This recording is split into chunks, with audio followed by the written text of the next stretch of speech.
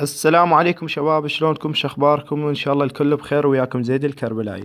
شباب اليوم شرحنا عن مشكلة جاي تصير بكلاش اوف كلانس مع بعض اللاعبين اللي يعيدون تحميل اللعبة او مجرد هي تصدف وياهم تصير وبعد ما يقدرون يحلونها.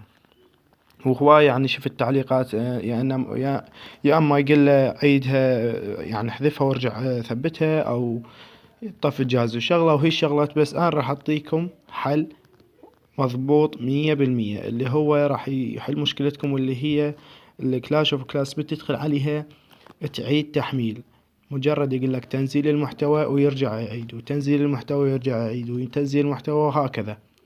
فانتوا ايش تحتاجون؟ مجرد تحتاجون السايفون. هذا السايفون تدخل عليه، بعد ما تدخل اعدادات اللي هو هذا الخيار نفس ما تشوفونه، تحطون الولايات المتحدة الأمريكية. بعد ما تحطون هاي الخيار تحطون ابدأ على اليسار نفس ما تلاحظون، تنتظر 10 ثواني.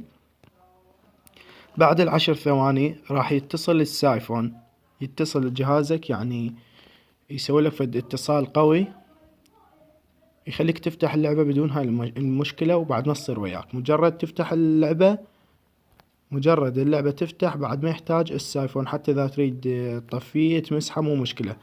من يطلع لك هذا المفتاح فوق نفس ما تشوفون، تدخل على كلاش اوف كلانس وراح تفتح عندك بدون ما تظل تعيد.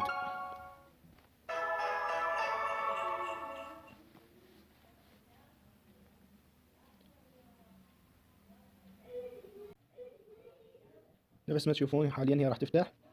هاي طبعا المشكلة للي القرية مالتهم ما تفتح، مجرد تنزيل المحتوى وترجع تعيد التحميل، وظل يعني مجرد تحميل ينعاد ما تفتح قرية.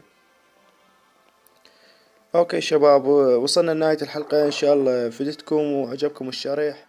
تحياتي لكم ومع السلامة.